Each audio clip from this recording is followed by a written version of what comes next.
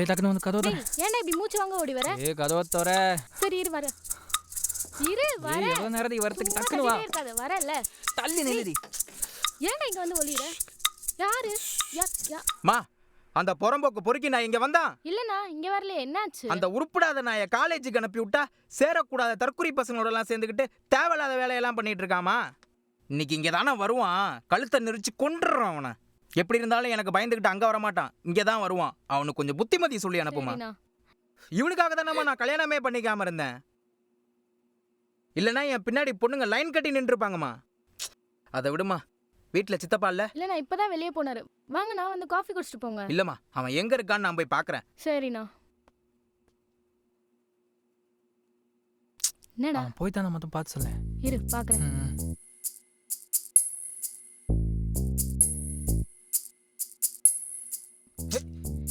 எருமை இங்க வா. ஏய் நில்லு.